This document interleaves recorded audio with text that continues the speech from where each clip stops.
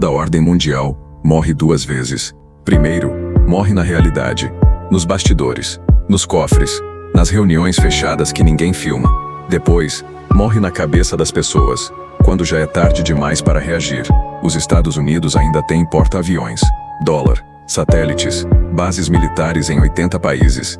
E ainda assim, algo mudou. Mas pela primeira vez em décadas, potências médias descobriram que podem dizer não. Irã diz não. Rússia diz não. China diz não. Um mesmo cálculo. BRICS diz: talvez a gente não precise mais do dólar para tudo. Não amanhã. Não de uma vez. Centavo por centavo. Contrato por contrato. Dinheiro é confiança, e confiança, uma vez rachada, não se cola com discurso. E quando isso acontece, o império não debate. O império testa. O império mede. O império provoca. Porque império que para de testar, começa a ser testado. Em 2003 o Iraque caiu em 3 semanas. Bagdá caiu, Saddam caiu, a máquina americana parecia invencível.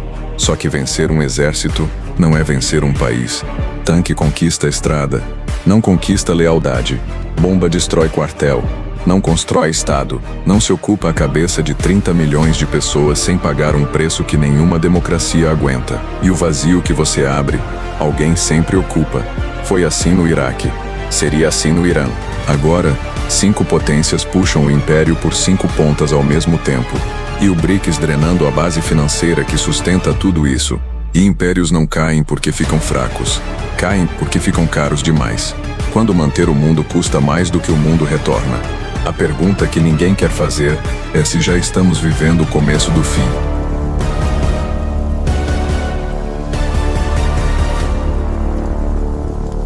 Toda a ordem mundial, ela morre 2 vezes, aparentemente, não é? Primeiro, morre na realidade e depois dizem que morre na cabeça das pessoas, o que é engraçado, não é? A realidade já mudou. Os Estados Unidos ainda têm porta-aviões, têm dólar, têm satélites, têm bases militares, têm o famoso Hollywood, tem as Big Techs, tem Wall Street, né? Mas, pela primeira vez em décadas, as potências médias, né? E as potências que estão emergindo, né? Descobriram que podem dizer não sem desaparecer no dia seguinte, né? O Irã, por exemplo, disse não. A Rússia disse não. A China também disse não. O BRICS diz talvez, a gente não precise mais do dólar para todas as coisas, né? E quando isso acontece, né, o império não debate. O império vai em força e testa. Né? Hoje, a pergunta é simples. Os Estados Unidos ainda conseguem vencer estas tais guerras rápidas, mas conseguem vencer o mundo que nasce depois delas. Será que consegue vencer? Não é? Vamos lá. Vamos começar pela doutrina militar americana.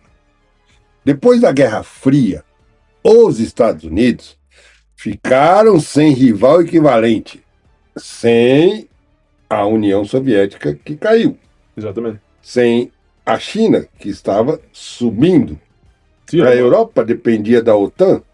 Então, Washington desenvolveu uma ideia quase tecnológica. E teológica também. Sobre si. É. Né?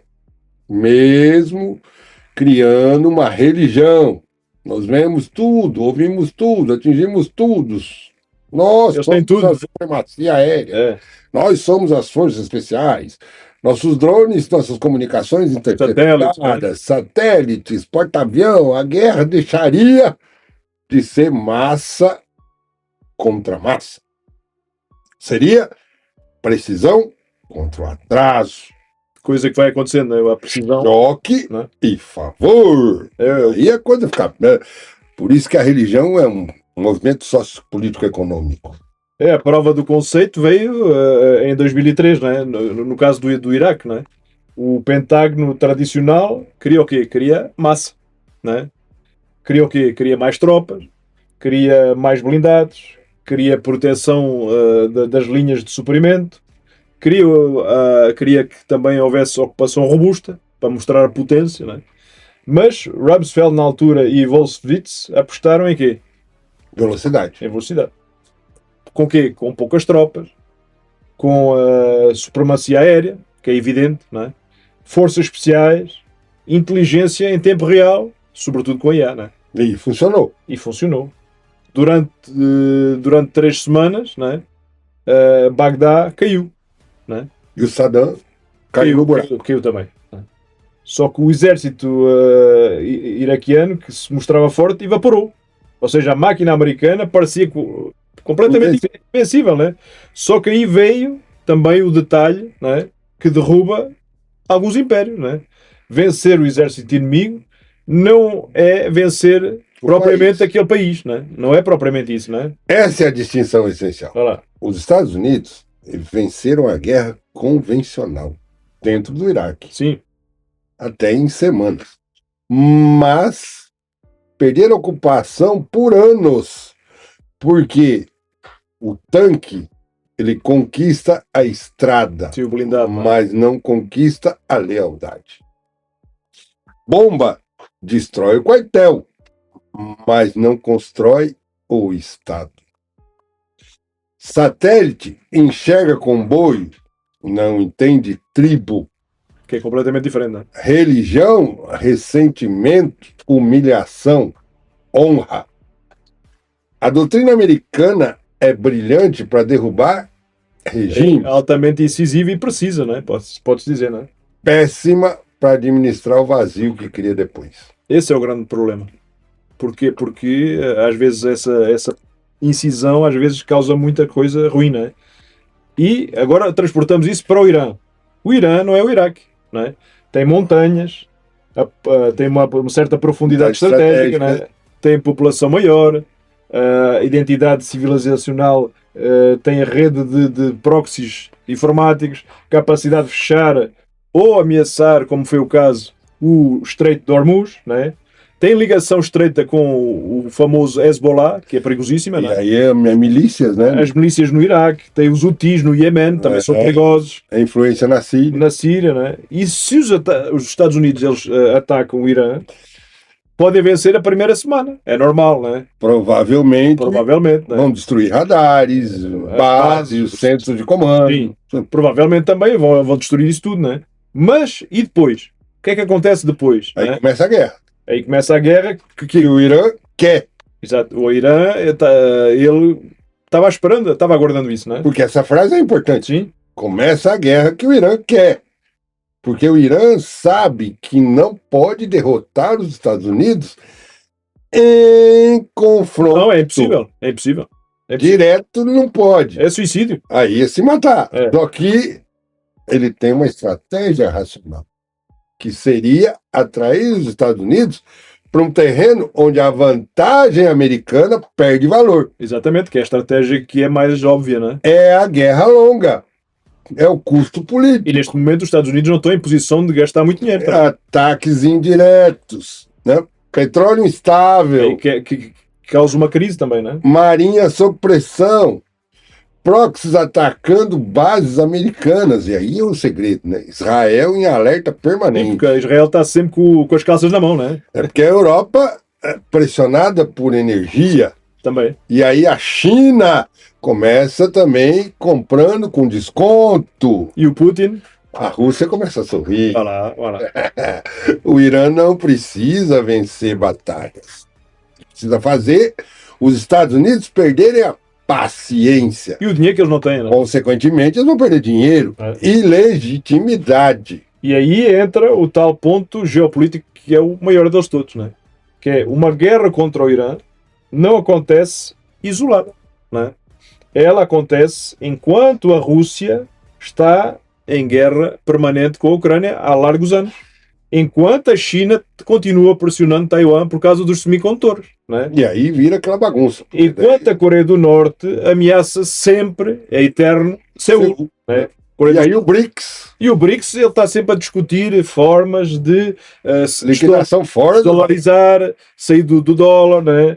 Enquanto países do Golfo vendem energia né, para A Ásia, a Ásia e compram, por exemplo, a tal segurança dos Estados Unidos. daí já complica mais. E o Washington também tem que Fazer negócio com Pequim. ele não pode quebrar o elo, né? Ou seja, o Império está sendo puxado por cinco Cinco pontas, pontas. né? E tudo acontece mais ou menos ao mesmo tempo, né? Só que aí o império, você sabe que impérios não caem porque ficam fracos de repente. Caem porque ficam caros demais. Sim, aconteceu no passado. Aí a Grã-Bretanha não deixou de ser poderosa em 1945. Ela simplesmente deixou de conseguir pagar o custo de administrar o mundo. Os Estados Unidos estão diante da mesma situação, ou se colocando na mesma pergunta: quantas bases? Quanto a porta-aviões? Quantas sanções? Quantos pacotes de ajuda? Quantas guerras simultâneas? Quantos aliados exigindo proteção? Sim. Quantos inimigos provocando distrações? Olha a confusão que eles estão, cara. E aí é que entra a Coreia do Norte, né? Aquele doidão lá do Kim. Entra o Kim. O Kim Jong-un, né? Ou Kim Jong-un. Ou... É, o Kim 16, 17. Ele não precisa, por exemplo, de invadir a Coreia do Sul. Apesar de estar sempre ali no picância, ele não precisa de invadir. Ele fica só brincando. Por quê? Porque para ser um útil... É o fechante americano. Né? Basta ele continuar a ameaçar. Né? Basta mover a artilharia. Basta testar um míssil. Basta obrigar o Washington a lembrar que tem cerca de 28, 29, 30 mil soldados na Península Coreana. Né? Então, cada crise lá no eixo lá da Coreia, né, obriga os Estados Unidos a se deslocar imediatamente. Deslocar toda a atenção, recurso, inteligência, munição, diplomacia. Ou seja, no xadrez multipolar, a Coreia do Norte parece que é uma peça pequena, mas que ela, ao mesmo tempo, ela vai prender essa peça grande que é os Estados Unidos. E aí a Rússia faz algo parecido. Sim, continuam a jogar na sombra, né? A guerra na Ucrânia não é apenas uma disputa territorial. Sim. Foi lá atrás, quando foi na Crimeia. É uma guerra de desgaste contra a capacidade ocidental de sustentar aliados. Então a lógica russa, ela tem um porquê. Ela é brutal. Se a guerra durar tempo suficiente, as democracias cansam. Democracias cansaram, os orçamentos começam a ser reduzidos, porque cansam também. Os eleitores começam a ver que não estão tendo resultado, então eles cansam também. Na política, né? O estoque de munição vai acabando, mesmo que você tenha que queimar lá paióis. É o contrário dos Estados Unidos. A Rússia vê a guerra como questão existencial. Quando um lado luta por estratégia e o outro por existência. O relógio favorece quem aceita sofrer mais. Exatamente. E é por isso é que o Putin está um pouco agindo na socapa, na sombra, né? E fala sempre em civilização. Né? Não porque é uma justiça poética, né? Mas porque a civilização, né, mobiliza o tal sacrifício. Né? Ele diz sempre, estamos defendendo a Rússia contra todo o cerco que a gente tem tido do mundo ocidental. E essa foi sempre a narrativa do Putin. A gente pode discordar dela, né? Podemos achar até propaganda do Kremlin, né? Mas ela funciona, ela continua a funcionar de uma parte importante da sociedade russa. E em guerra, né, não precisa convencer todo mundo, né? Ele só precisa convencer aqueles que são os mais poderosos da Rússia. É a parte disposta a morrer, né? Exatamente. E muitos deles eles morrem obedecendo, morrem resistindo, né? A história não é feita pela maioria silenciosa. É feita pela minoria organizada. E sempre foi assim. E aí, só que aqui eu preciso segurar uma narrativa. Civilizacional. Não prova legitimidade moral. Todo império conta histórias bonitas sobre si mesmo. Os Estados Unidos falam em democracia, a Rússia fala em civilização, E a China, ela fala. a China fala em harmonia, É harmonia, né? em rejuvenescimento É. nacional, obviamente. Sim, porque o PCC chinês, ele, primeiro que tudo, tem que ser. Novo, tem né? que ser renovado porque a coisa está feia. É. Né? O Irã fala em resistência. O problema é que essas narrativas justificam sacrifício humano real. As tais tribos, Então- né? As tais tribos. Nossa tarefa não é torcer e entender a função estratégica da narrativa. E a função, especificamente, que é aquela que é mais estratégica, né? A do BRICS. A do BRICS, é justamente mais uma das pontas, mais uma camada que a gente falou. Ou seja, é criar uma alternativa sem declarar guerra. Ou seja, o BRICS, ele não precisa substituir o dólar já amanhã. Eles não precisam, né? Esse é o erro de análise, né? Basta começar e continuar a ameaçar a confiança absoluta do dólar, né? Porque vai minando.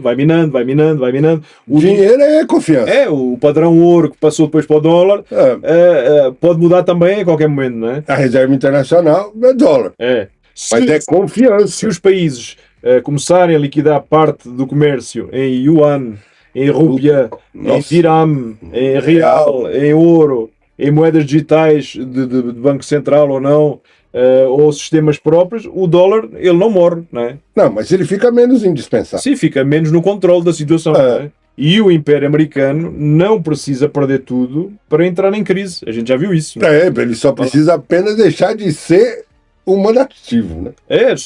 O inevitável. Voilà, ele precisa apenas ser ele que é a base de troca, sempre, né? O dólar tem 3 pilares, né? De novo, profundidade financeira, força militar e confiança institucional. Os Estados Unidos ainda têm os 3. Neste momento ainda mantém os 3, né? Ainda mantém. Vai lá. Mais ou menos. Mas o uso agressivo de sanções, que começou ao longo de 2022, assustou países que não são aliados incondicionais. E aí começou. Congelou reserva russa, que ficou contra Moscou, mas enviou uma mensagem ao resto do mundo. Porque todos começaram a ver que o ouro era uma grande reserva. Se você ficar do lado errado, suas reservas podem virar arma contra você. Então, países começaram a perguntar: e se acontecer comigo? Sim, foi o caso da China, por exemplo. Né? Essa pergunta é o começo da multipolaridade. Por quê? A multipolaridade ela se torna financeira. E agora só falta o quê? Falta que nós começamos a conectar todos os pontos, né? Tarifa contra o Brasil, sanção contra a Rússia, pressão contra a China, né? Guerra por procuração na Ucrânia, né? Porque estão a atuar à distância. Né? Só fazendo o meio de campo. A guerra no Irã, né? É possível. Que pode vir a acontecer. Controle dos sistemas de pagamento, neste caso um deles é o Pix. Disputa por cabos submarinos, que aí também é importantíssimo. Disputa pelos chips. E aí complica mais ainda. Disputa por energia, que é uma das grandes problemas. Isso não são crises paradas. São sintomas de uma ordem tentando manter um centro gravitacional. Não é? Só que a periferia, ela descobriu que pode negociar em grupo. Não é? O mundo multipolar não é só um mundo sem um império, não é? É um mundo com vários centros, as tais pontas de chantagem global, não é? E essa frase é importante. Todo mundo se chantageia. Multipolaridade não é paraíso. Não, nunca foi. Muita gente romantiza. O mundo multipolar vai ser justo. Não vai. Esquece. Não. Necessariamente, ele pode ser mais até instável e mais violento, mais regionalizado, com mais guerras locais e menos regras universais. Mas aí, a hegemonia americana, que tinha os seus abusos, continua a ter alguns abusos. ter os seus abusos, continua. mas também vai ser reduzida por certas incertezas. Aí vem, quando a hegemonia enfraquece, Potências regionais tentam ou vão buscar testar limites. Turquia testa Irã, Irã testa Índia, testa China, testa Rússia, testa Arábia Saudita, testa. E países médios como o Brasil precisam parar de agir como se o mundo ainda fosse administrado por uma Secretaria de Estado. Neste E caso. esse é um problema. E uma Secretaria de Estado americana. Voltada para os Estados Unidos, Vá lá. ligando para todo mundo. E para o Brasil, por exemplo, a pergunta é existencial, né? Vamos ser o quê? Vamos ser a fazenda do mundo? Todo mundo nos cobra tudo, mas a gente produz para eles todos. Não pode ser. Vamos ser bateria verde? Também não pode ser, porque a gente tem esses controles, né? De controle de minerais, temos controle de... Não, nós fornecemos só para a China e minério para quem pagar. Ou seja, ou vamos entender Que é uma no final multipolaridade. que a multipolaridade ela só favorece quem de fato tem um projeto nacional. Porque neste momento o projeto nacional aqui está meio abandalhado, não é? Ninguém sabe qual é o projeto nacional. Sem indústria, Sem defesa, sem tecnologia, né? sem energia barata. Né? Porque até o acordo que fizemos com o Paraguai, por exemplo, né? Sem uma educação estratégica. É muito melhor para o Paraguai do que para o próprio Brasil. Né? E neste caso a multipolaridade ela vira um leilão. Quem dá mais, no final, pode levar o Brasil por nada, quase por nada, né? E aí você precisa entender uma coisa. Geopolítica não é moralidade, é capacidade. País respeitado não é país bonzinho. Não, temos que virar às vezes a cara, meu. É país necessário. O Brasil precisa ser necessário. Necessário em quê? No que a gente é melhor que a gente faz. Que a gente produz, né? É alimento, é energia, é minérios. Que são críticos para todo mundo, né? E aí as terras raras estão entrando. As rotas, a água, a Amazônia. Tecnologia tropical, biocombustível. Olha o álcool aí. Ora, fertilizantes. Paramos a nossa fábrica. Até Embraer, até Embraer. Indústria aeronáutica. Se o Brasil for apenas mercado consumidor e exportador primário, que somos até hoje na história, ele vai ser pressionado por todos os polos. Se for indispensável... Temos que negociar. Não tem outro jeito. Então vamos ao resumo. Não é? O primeiro fato é o quê? A doutrina militar americana, ela vence guerras rápidas. Mas ela começa a sofrer quando essas tais guerras elas se tornam muito longas. Não é? Fato. O Irã, por exemplo, tem capacidade assimétrica para transformar o tal ataque americano em guerra regional. Fato. A Rússia, o que é que ela tem feito nos últimos anos? Ela usa o desgaste e narrativa civilizacional na Ucrânia. Fato. Não é? Sempre estão usando a mesma narrativa. A China e o BRICS tentam reduzir a dependência do dólar, não é? Sem precisar, ao fim e ao cabo, substituí-lo totalmente. Elas vão só picando. Não é? As sanções, por exemplo, elas aceleram a busca por alternativas. A alegação, qual é que é? O Império Americano está acabando. Cuidado. Está sendo transformado, mas ele não está desaparecendo. É essa a diferença, não é? E aí a gente entra numa hipótese.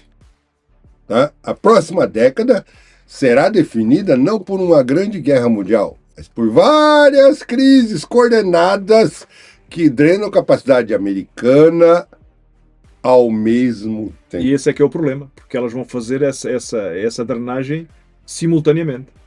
E essa hipótese vai explicar por que a pressão sobre o Brasil importa. Uhum. Porque no mundo multipolar, país sem estratégia... Que é o caso que nós temos neste momento. Vira peça. Vai lá, estamos virando peça. País com estratégia vira jogador. Temos sido muito pouco jogador. Esse que é o nosso problema. Então, no próximo episódio, a gente entra na base física de tudo isso. Ou seja, o porquê do petróleo barato, da energia barata, das megacidades, vamos abordar tudo isso, porque o mundo moderno pode ser muito mais frágil do que parece, não é? Então, é o que vamos ver no próximo episódio, não é? Comenta aqui, você já acha que o Brasil está jogando ou sendo jogador? Não sabemos, o que parece é que estamos sendo julgados. Até o próximo episódio. De novo, ajuda nós. Ajuda nós. Nós precisamos de pelo menos 500 horas. Ajuda nós. E senta o dedo no like. E maratona os vídeos. E se inscreve.